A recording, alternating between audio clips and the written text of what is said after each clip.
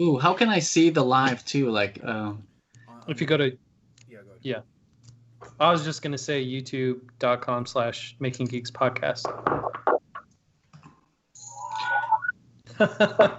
And that's my phone's like, hey, Making Geeks has gone live. We should turn that off. Yeah, I'm not getting enough echoes. I don't need to hear your echoes too. I know, I'm sorry. oh, cool. Okay, I think I see it. Yep.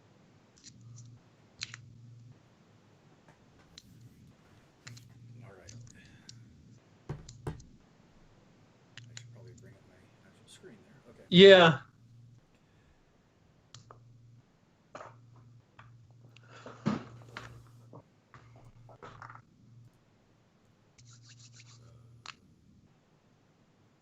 We could just go ahead and start talking almost like a little bit of pre-roll since we are streaming, but let me make one small adjustment to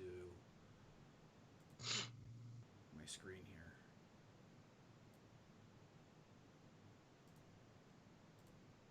What program is that for? This is OBS.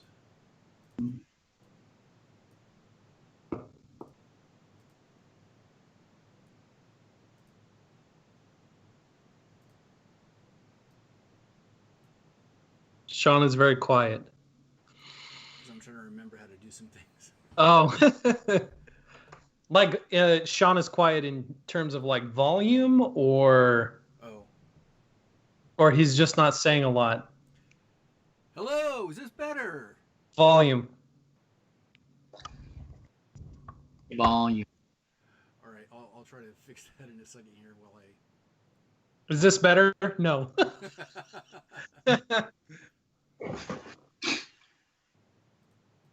How do I sound? Do I sound okay? Are my levels okay? She says, I hear you screaming, but you're 6 miles away. Oh, I think no, not you. I think I'm great. About Sean. You sound great. Yep. Coolness. Yeah, I think it's still about me. What would this podcast be without audio troubles? Come on. All right, so you two are going to be featured in the video. I'm just going to be that small little icon in the upper right-hand corner because I don't know how to fix that at the moment because Skype sucks. For those listening on the live chat, do you hear an echo when I talk? Or because I don't know if that's just in my ear or if that's getting caught by the live stream. If you could kind of let me know before we kind of officially start, that'd be good too. What's the haps? You all cool cats. No, but you're just super quiet. I barely heard that. Is there a way to, what do they call it? Sound mixer, volume control? I'm working on that part right now. Okay. Because you sound fine out of my headpiece. Yeah, that's good. But going back and listening to some of our episodes, like I understand that quietness happens. Yeah, and it's always a pain to go back and fix it after the fact. Okay, my face is on the microphone.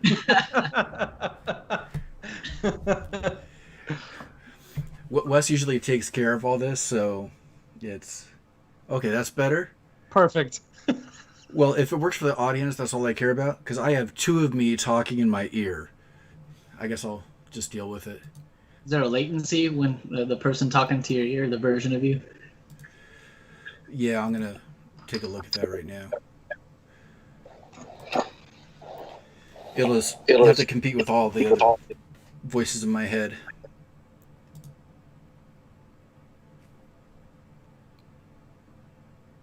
Well, okay. All right.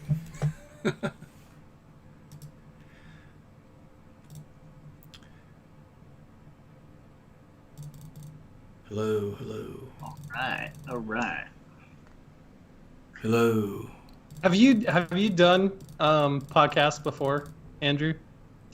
Have I conducted one or been part of one? Been part of one. I've been a part of one audio-only podcast recording and then I believe 2 video podcast recordings.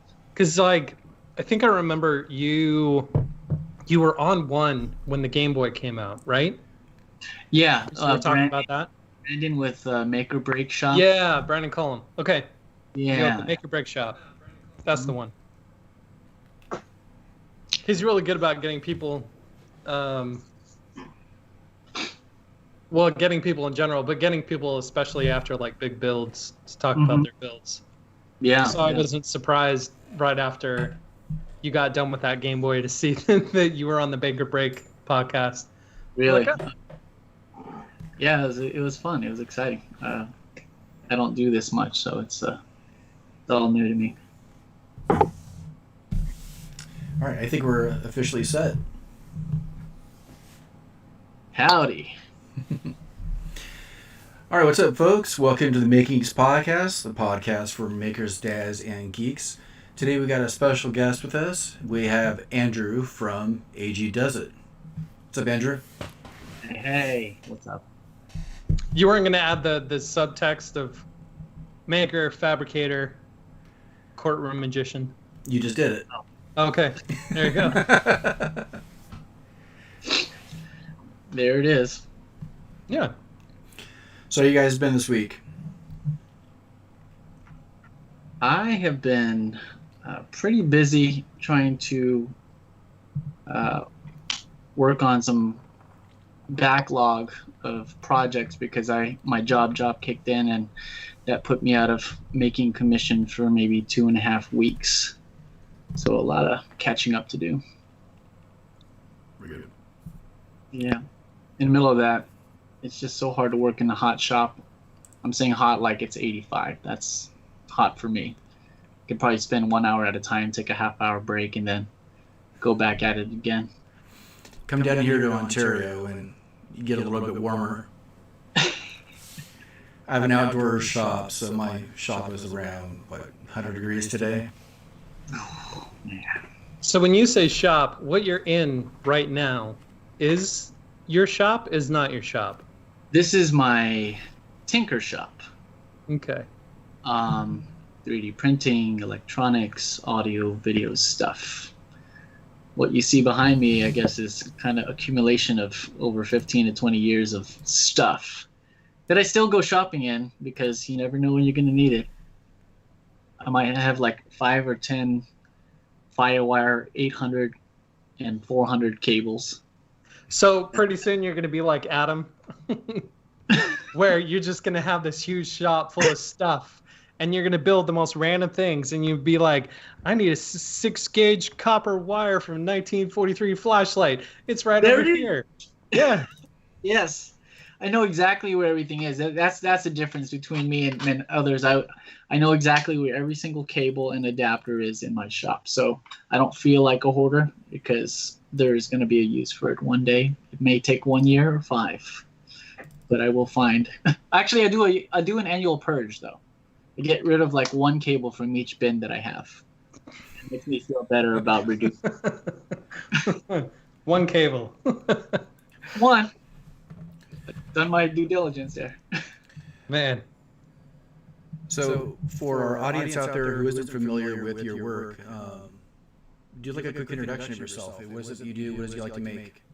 Yeah, I like to make everything and anything. My background stems from music. I was a musician. My family is all around music, so entertainment was always kind of part of my blood. Then I saw a wedding video at my brother's wedding one day, and it was pretty cool. It was a presentation at the reception. I said, "Hey, I want to try some video." So I started dabbling in video, and then I started a wedding production company. Did that for 15 years. And then, but prior to that, I was also producing music, R&B and hip hop music. Then I got married, and we did a whole DIY wedding. And that's when I picked up a skill saw for the first time and never really looked back. So I've been kind of just making anything that I felt had a little bit of, music tied in with video and in making in general. I think, I don't know. I guess I'll call myself a generalist maker. I'm not particular in anything. Just anything that sparks my interest. I might pivot really fast to whatever the next chapter is. Right now, it's really just woodworking and combining with all my past lives of tinkering with electronics and making music. And I think what the content that I've put out now is more of a culmination of all of those different trades that I want to keep incorporating in all of my projects. I just feel like I don't want to be known as that one guy who does blank. The Ninjago weapons guy? Hey, you said it, but okay. I know my place. It's fine.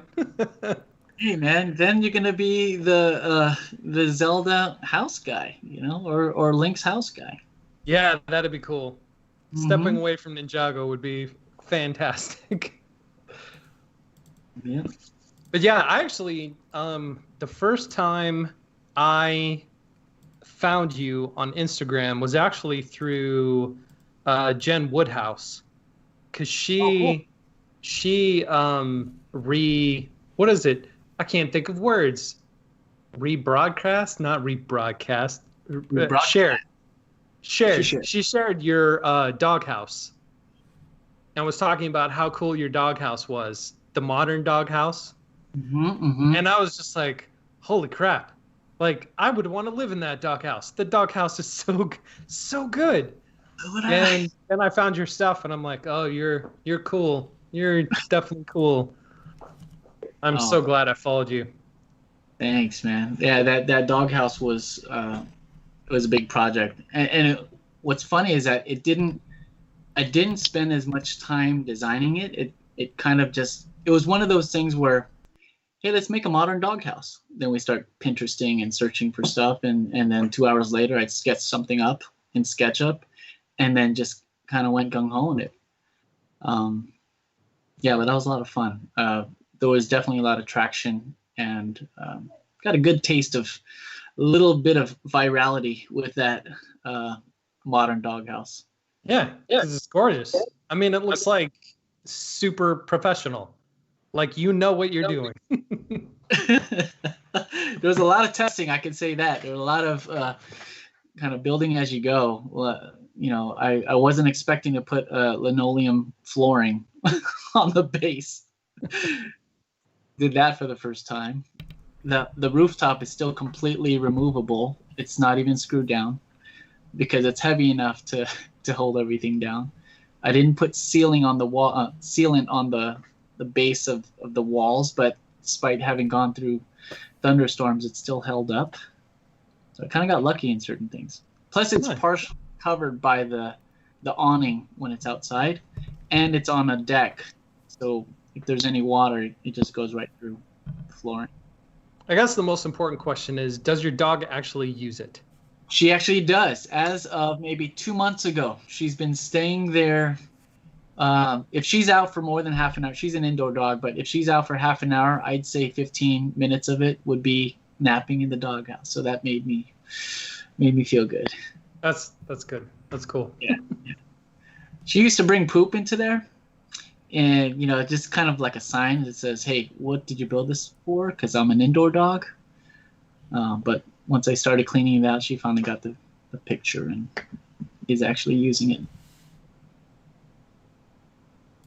Nicole wants to know how you feel about getting all of that IKEA furniture today. I'm just reading. I'm going to post a picture about it. My wife created this nice little space with some IKEA pegboard and a little cubby. It's cool. I mean, I cringed for a while, and I was trying to dig deep in my schedule to see if I could fit at least one build to make me feel better about having some involvement in that space. But I couldn't do it. I just couldn't do it. Yeah, I loved watching your stories today, because I think you have the same sentiment of every maker that ever walks into IKEA. They're just like, I could build that. I could build that. Not for $20, right. But I could build that. Yeah, yeah. I hope that resonated with people because, man, it's an everyday struggle whenever you go into those places. Man, IKEA hack builds, that's a whole niche in and of itself that has a lot of potential. For sure, for sure. Yeah, there's some furniture pieces there that are actually made out of is it pine? I don't know what it is, but it's not particle board. It's their hardwoods that they provide. So I don't feel as bad getting those pieces of furniture because if I need to do something to change it up, I can without it breaking apart. I think it's fir. Is it fur? Yeah. It's not pine. No, it's not pine. Pretty Yeah, sure pine. it's fir. Yeah. Yeah. Do you guys have that same problem that you need things for the house and you're trying to avoid buying it, but then you still don't have time to make it, so you just kind of do without? Oh, every day. Every day.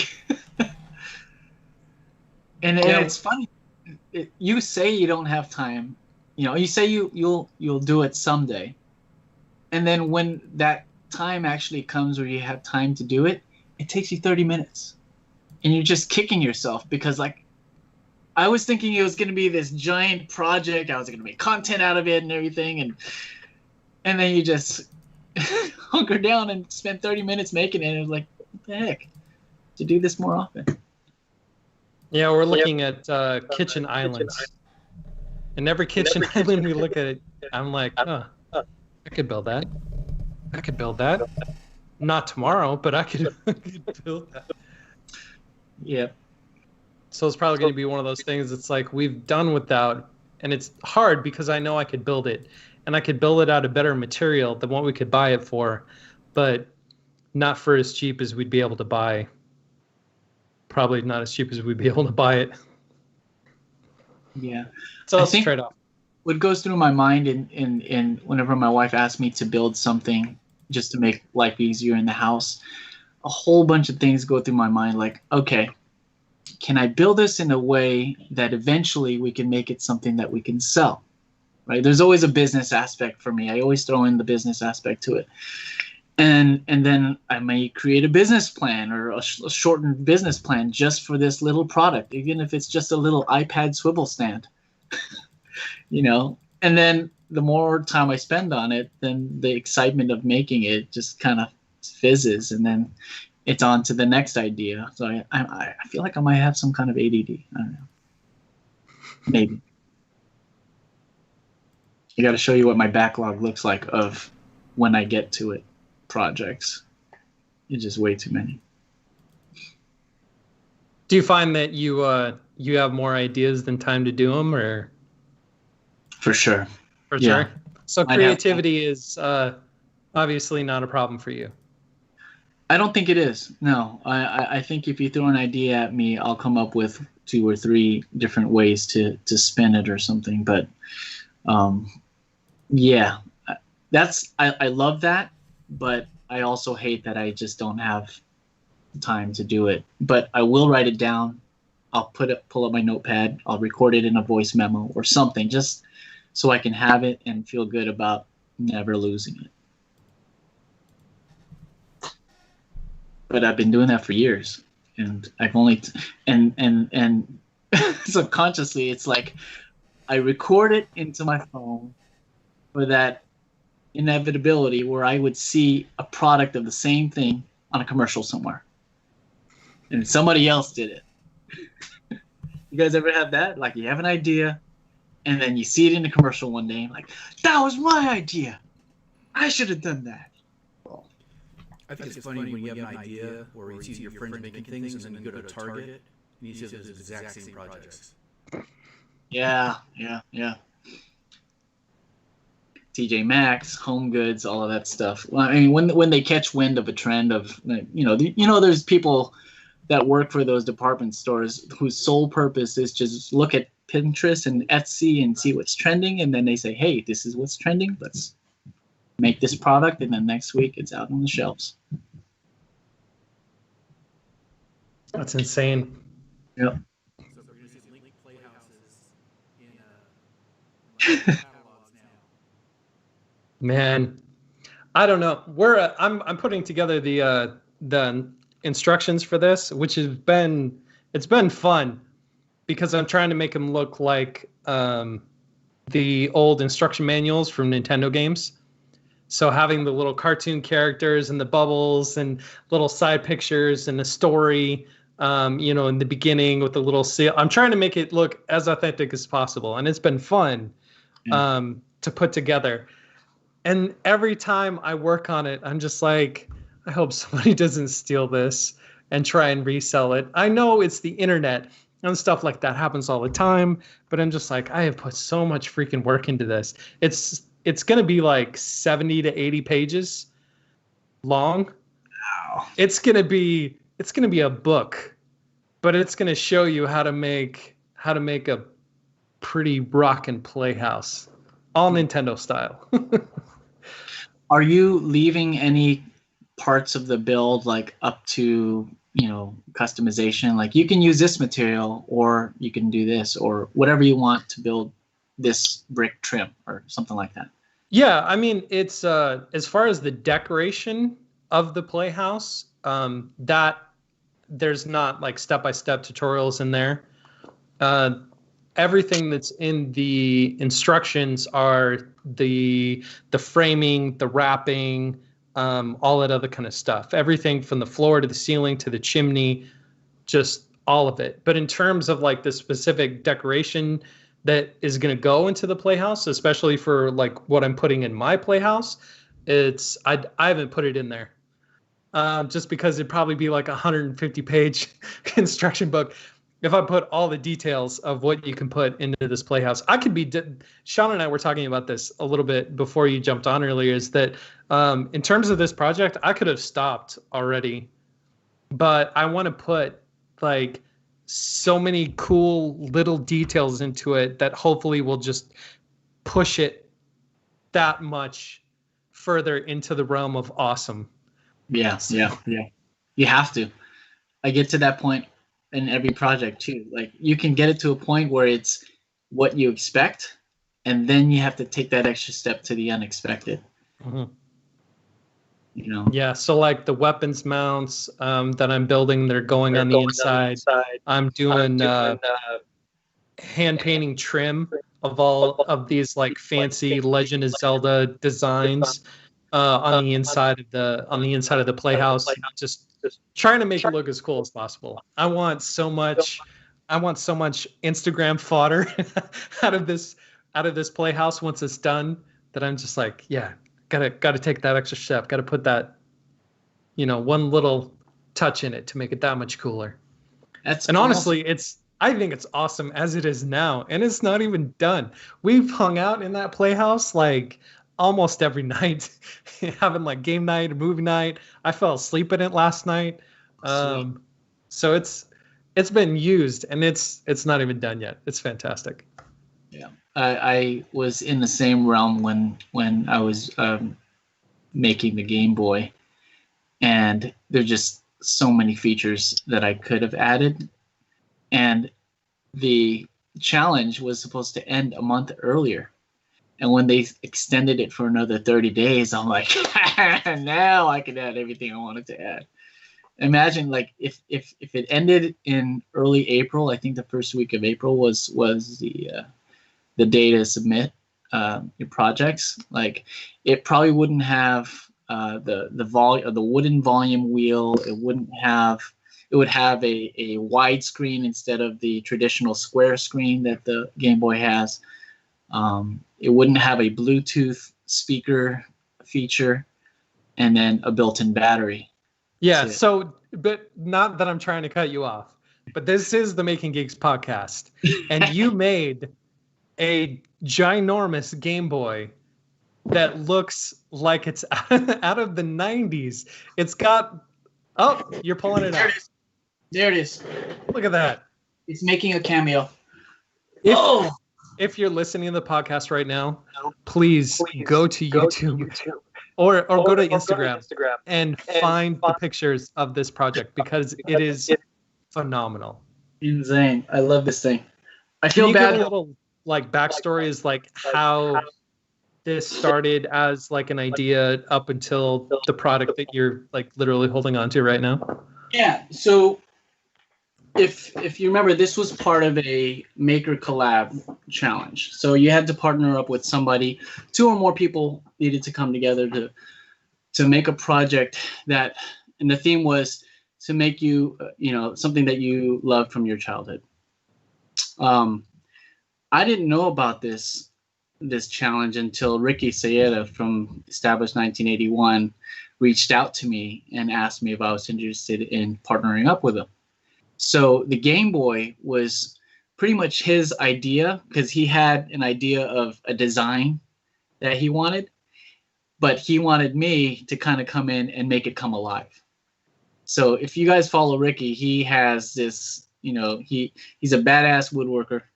And we came up to the understanding where we would just both put in our own strengths and not try to, me do too much woodworking and leave that up to him, and then he wouldn't do any electronics and leave that up to me.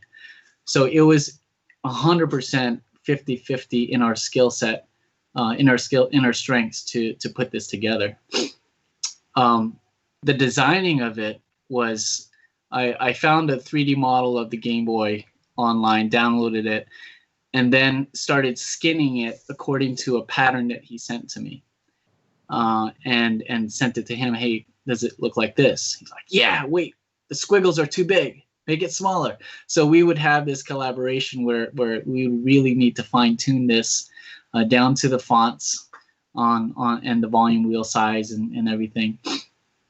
And the guy built the body in like a weekend. It was a weekend, and it might have taken me 2 months to do my part of this Game Boy. So he built pretty much everything to spec. Like, I had measurements out for like the screen size, the buttons and start and select, and even the little bevel there, like what angle that bevel was going to be and how many slots. Like, this guy covered everything. He also sent me some scrap pieces too, to in case I messed up or whatever. But yeah, and then when I got it, it was like, okay, this is gonna be epic no matter what. So I needed to up my game in videography and start posting every other day or every day on the progress, because I feel like this was gonna be a big hit. So I pretty much went all out. I feel like I wish that the challenge that we entered into was a little bigger. Like, it was held by 2 accounts, Christy and Nick, Oak Hill Millworks and Stated Woods. And, they have a pretty good following, but I don't think it was reaching the audience that I was hoping to get with this Game Boy. But regardless of the potential exposure, I felt like I wanted to treat it as if this was going to be, what everybody would see, like all the big accounts or whatever, a way to get exposure and get known, put ourselves on the map. That was the idea, and that was the motivation behind it. And on top of that, I've never done a project that was completely passion project. Like, there was no commission, there was no, motivation from or a set of guidelines from a client to say I need it built this way.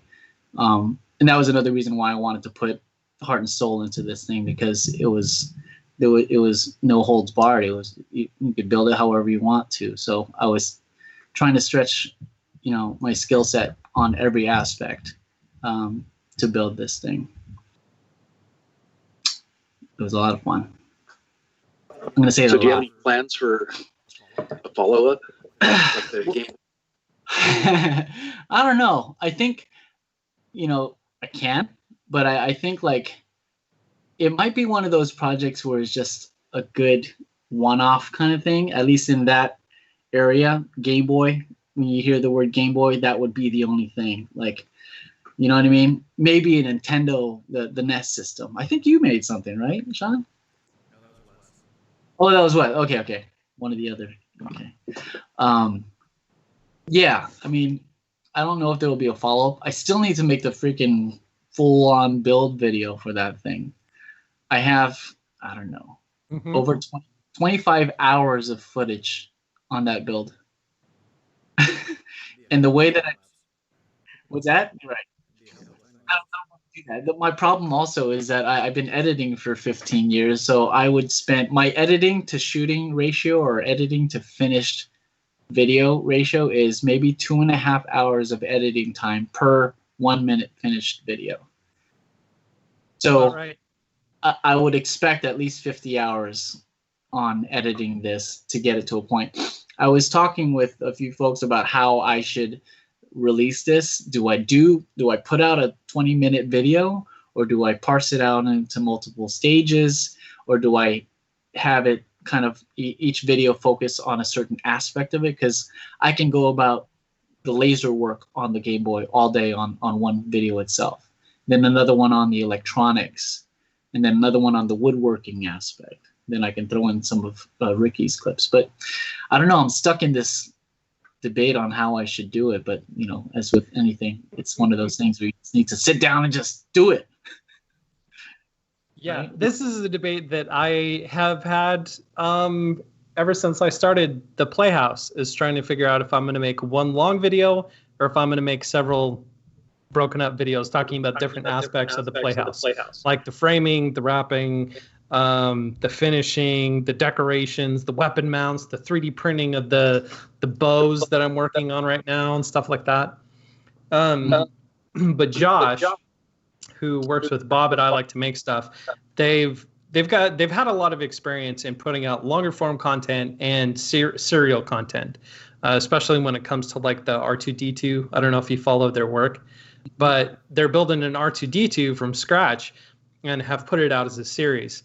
And the one thing that Josh talked about that really stuck with me is the fact that it's like, if you do a series of videos and somebody watches the first video and they don't like the project, they're not going to watch the rest of the videos in the series. So you're going to continually lose viewership for every video that you put out in a series of the project. It still may be a lot. Don't get me wrong. It's like it'll probably still be a ton of people and a ton of views. But he said at least in their experience, it's better to have a long form video put out, long form content that people can watch all the way through and then decide if they don't like it or not, rather than watching the first one, deciding they don't like it, and then skipping the rest. So that's why with this build, like, because I could make it 3 hours long if I wanted to. I've got so much footage for building up Playhouse. But I'm gonna try and make one really freaking awesome, epic, long form video and see how it does. Because all of my videos, especially in the past year, have been very, very responsive to audience analytics. And so I've shortened them up a lot. I've taken out parts of the videos that, according to the analytics, don't work. And my videos keep getting shorter and shorter and faster and faster and faster and tighter and tighter and tighter, which some of them are really good, but it's hard just because I don't know. It kind of takes the joy out of it for me a little bit. And so with this video, I'm kind of saying, screw it. I'm going to make the video that I want to make. And so I'm putting this is my passion project. Like the Game Boy was for you, this is my passion project. And I'm putting all of that passion into the video as well. And so I'm making overlays and skins so it looks like the video is part of the game, where it goes into like the start menu and there's me instead of Link, and it goes through and switches like my outfit into different Geek t-shirts. Of yourself? What's that? Did you make an 8-bit version of yourself? See, I have an 8-bit version of myself, and I have an artist that's doing a cartoon Zelda-fied version of myself, and I made a map that has like my house, and like it tracks over to Lowe's, and it, you know, with all the sound effects of the Sheikah Slate. I am trying to make this, like, again, like the Playhouse, you know, all those extra little details to make it that much cooler. I'm doing all those extra details too for the video, which will hopefully be cool. I've also watched Scott Pilgrim versus the World way too much, and I love the style of that, where they incorporate like little elements of games to like distract you, like the little pop-ups and stuff like that. I'm like, I should do stuff like that. So I'm doing stuff like that. Yeah. That's the way to go, man. Yeah. It's awesome. Oh, So man.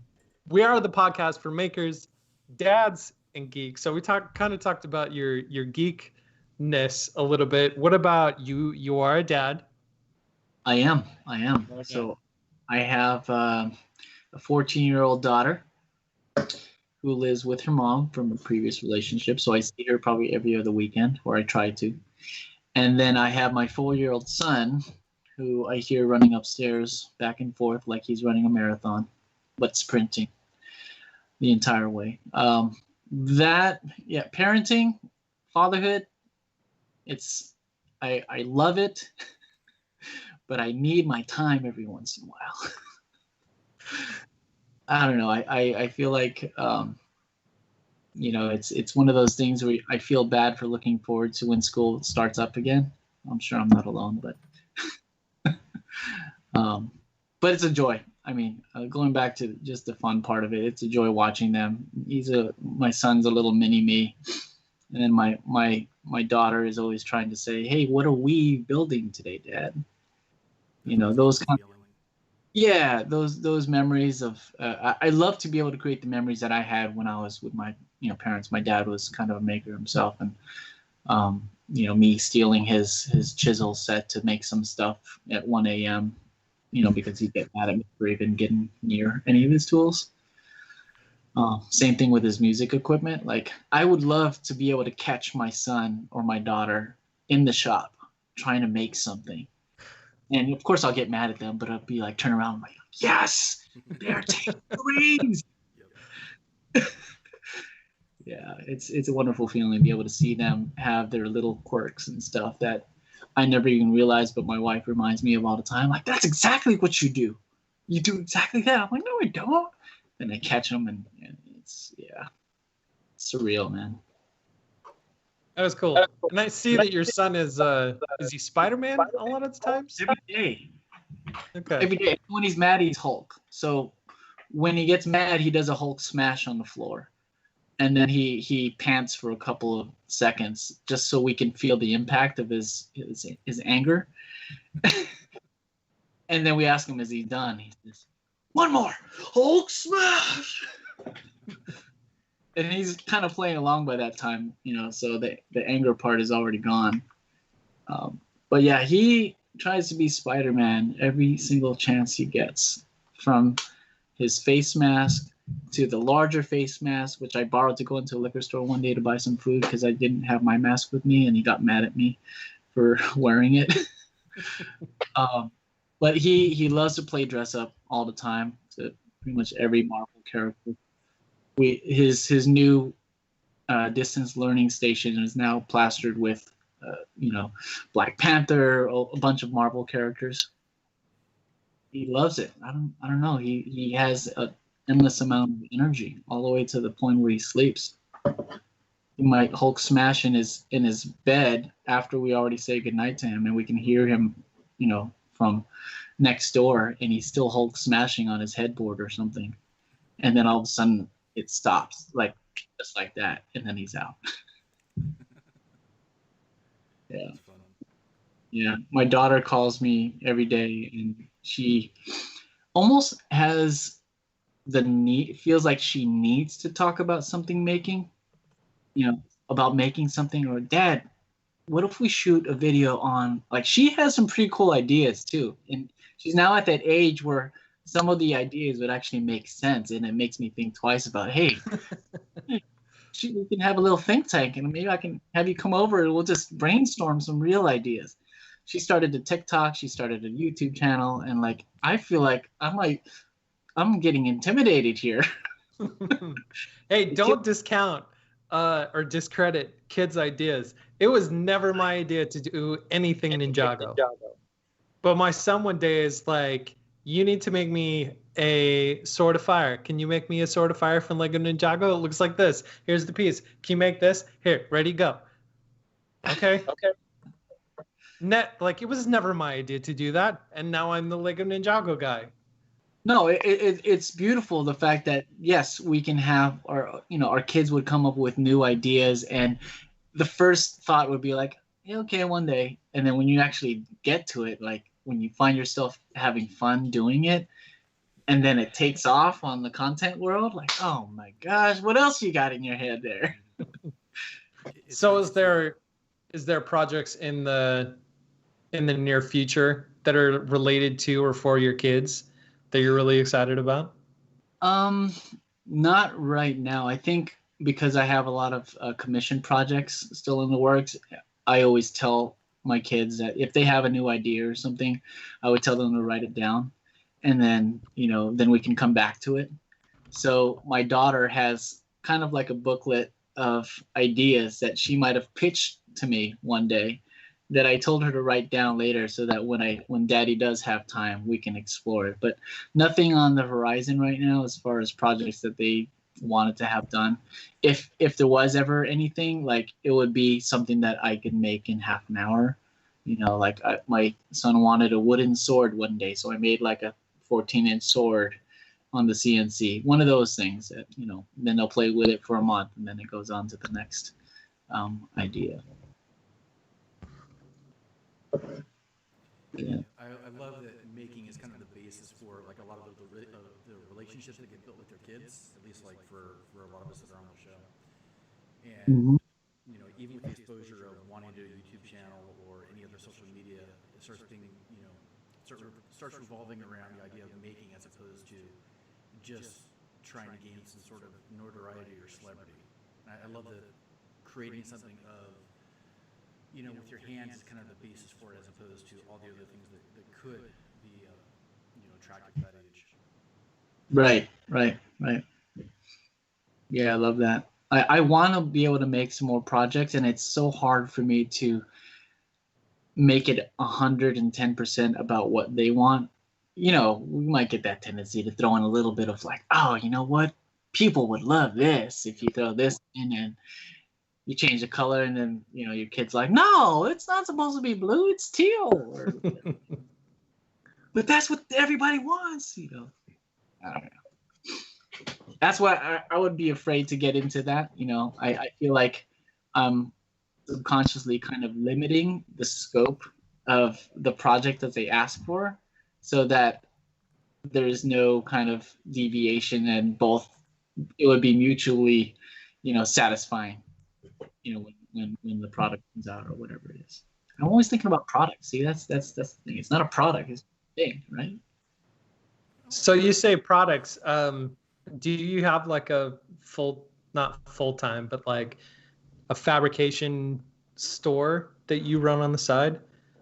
My wife and I, we have a party design business, and also kind of a custom fabrication company that we just run from home. So the motto or the slogan for that company, it's called Bouvara Designs, and the slogan is "You dream it, we build it," kind of thing.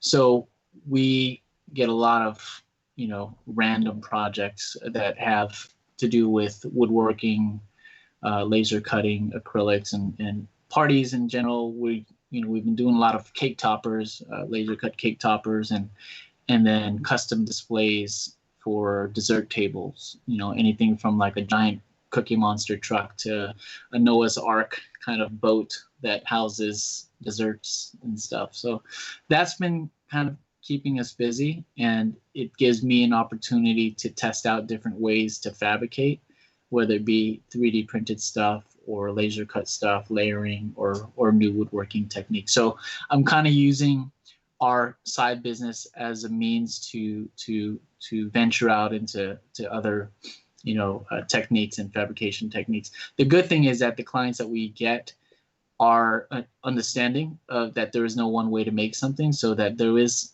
some handcraft element to it, and that's kind of the clients that we get. It's not going to be something that's going to be mass-produced product. So we like the one-offs because we get bored easily.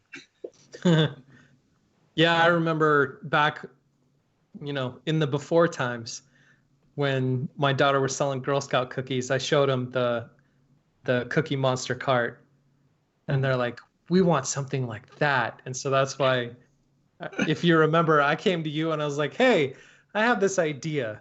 how can we make this work? But then, you know, again, that was the before times. That was before everything got shut down. And maybe next year will be the year that we can collaborate on a Girl I'll have Scout. that written down. I have a folder for it waiting. Yeah. That's exciting. Yeah, I love to say yes and then figure it out later. I'm sure you guys can all relate to that.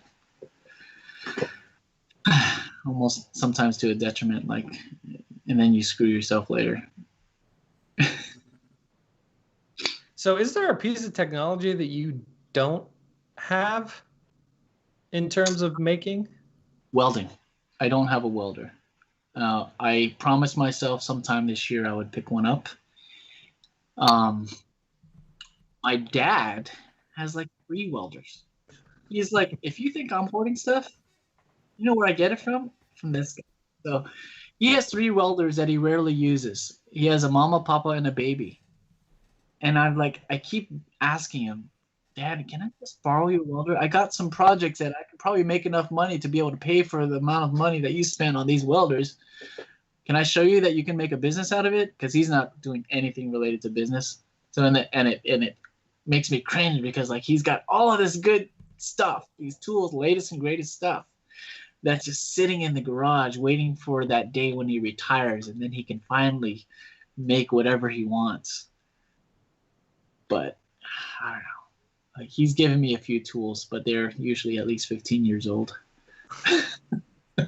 He likes to keep the top tier products. But yeah, welding is one avenue that I want to. I guess that might be the trifecta, or that might complete the whole making circle, because I've covered woodworking, electronics, 3D printing a little bit. I don't do enough 3D printing. I kind of do, I don't know, probably 5 paid 3D printed projects per year. That's the TAS behind me. I want to do more, and maybe it's because I haven't gone fully into Fusion 360 yet, which I know that's the way to go if you want to go into 3D printing, because going from SketchUp to 3D printing kind of gives me issues. Like certain things get messed up, and so I know that's one thing I want to get into, but welding for sure. At Workbench Con, did you have a chance to go out to the welding truck? And I did, yeah. What is it, ESAP? Mm-hmm. I did go out to there, and I was able to test it out. I did also take an introductory class with my wife. We had a date night, and we did welding for the first time. That's why I knew she was a keeper. You go on a date to do welding? Shoo. Oh man, that was, yeah. So that was fun, and that kind of sparked my interest into getting into that. You know, it was easy, and you know, but I found out later that I was working with a $2,500 machine, so you know that kind of shot my spirit down for a little bit. I don't have any immediate ideas for when I get something, you know, when I get a welder. I'm maybe thinking of picking up a Forney, one of those $500 ones. I see Ben Ueda doing that all the time with his, you know. Yep. That's cool.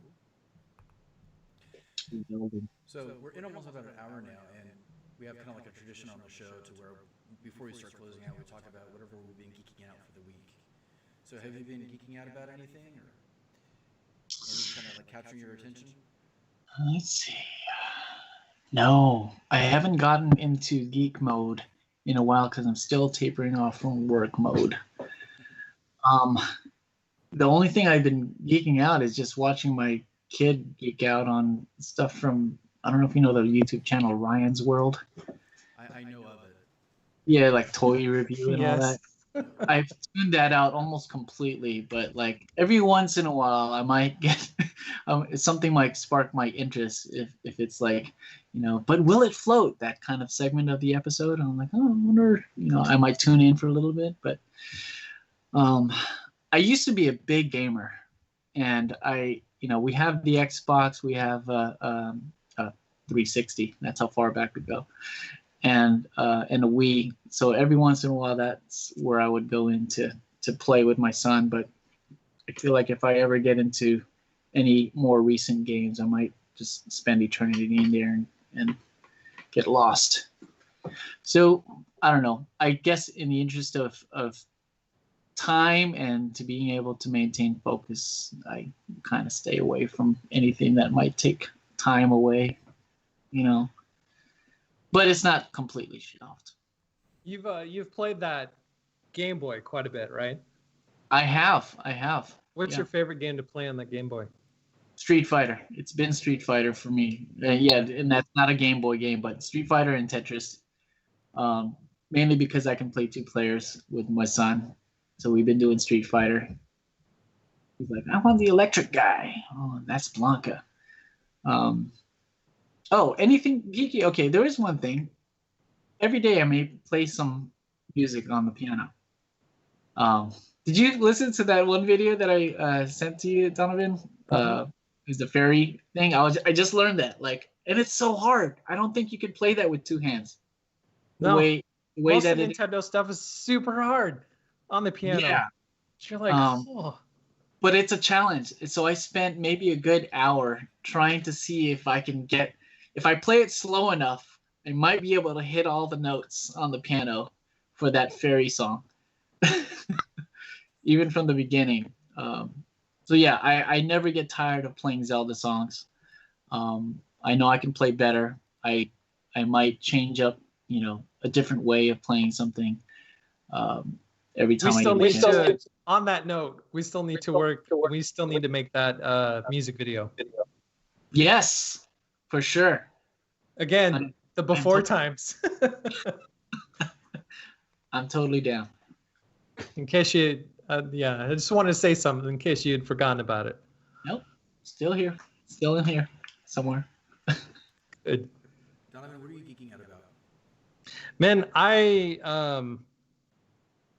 got Stranger Things from Target because I don't have Netflix, but we went there and it was on clearance. The box set that looks like an old VHS cassette tape and all that other kind of stuff. And I'm like, you know what? I haven't watched this, and I've always been hesitant to watch something like that because I'm like, oh crap, this is just going to be something else that's going to make my brain go crazy with ideas on stuff that I could build or do. And so I started watching it and I was like, wow, this is really good. This is really good. I'm a few years behind the time, just like, Breath of the Wild, whatever. It's still really good. I'm enjoying it. I'm geeking out about that. Very cool. So we could have like a future debate about Stranger Things then, because we don't always see eye to eye on. It's that one Buster Scruggs. Yeah, I know. It's. I'm sure we agree on a lot of things. I know. It's just fun, kind of like bantering like that. Gosh. That movie. Well, I'm geeking out about escape rooms. I was able to do my first escape room last week, and I'm hooked. I loved it. Sweet.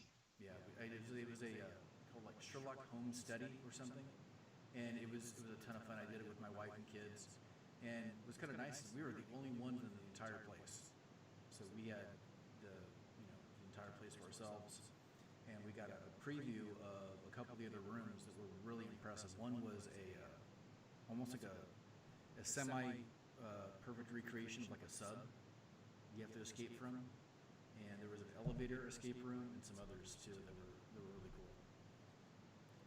Nice. I want to do my own escape room video now or something. They're awesome, aren't they? Yeah. I haven't. Is your maker brain going at 1,000 miles an hour? Like, okay, look for the hinges, look for the. Yes. For the. Yeah. That's exactly what I would look for too if I was there. I haven't been in one, but I would be more focused on the mechanics of how everything was built rather than solving the problem or whatever it is, the challenge. I'm with you on that, man. Escape rooms. I always thought they were this fad thing that's like, yeah, whatever. And then we went and did one at Workbench Con, and holy cow, it was so cool. So cool. I would do it again in a heartbeat. I want to make one, but maybe for my kids. That could be the video. Dang it. Just do a modification to your Zelda house and make it an escape room. Yeah. Oh my gosh. No. Okay. Pushing that aside. I can't. It's terrible. It's terrible. Coming up with ideas so easy for me. But Yeah. that'd be so cool. A Link Playhouse escape room. And you'd have to find the Korok seeds and smash pots. Oh my gosh. That'd be Yes. so cool. Thank you, Sean. Or just have a secret compartment that if they place certain things, push a bush or something into a crevice and, pop something open. Oh, man. I always wanted to have this, like when I die, have if I was blessed to have like a ton of money that I didn't want to let go to waste after I die, create some kind of journey for people or my kids or family. In order to get this money, you'd have to go through this whole challenge, and through the challenge you find yourself, and you may find love, or you might find something. So geeky version of Elizabethtown is what you're saying? Exactly. Yeah. Yes. And throw in some escape rooms in there, and little hidden gems, the national treasure kind of experience.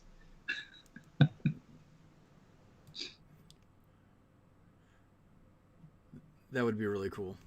Yeah. All right, well, it's about that time. We would love to hear from all of you. You can go and check out the Making Geeks website.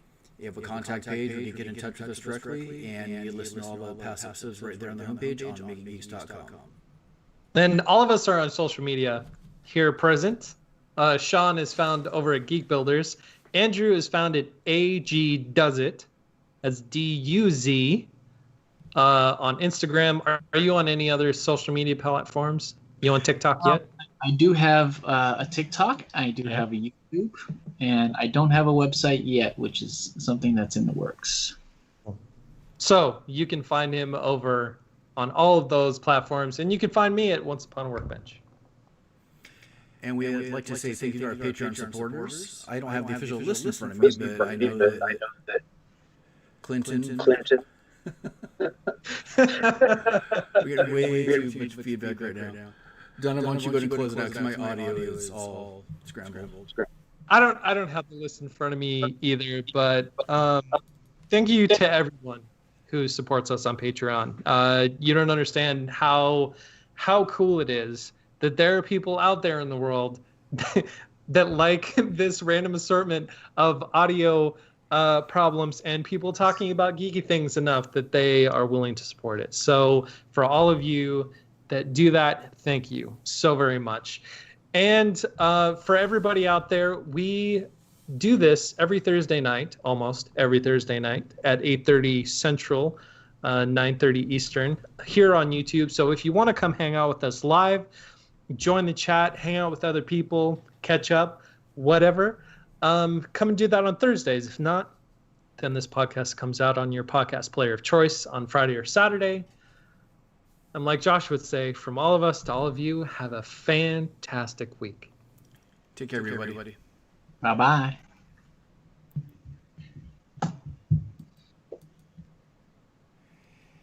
See everybody in the chat. Sorry about the audio issues. Thanks for sticking around, and we should have that solved next week. So people couldn't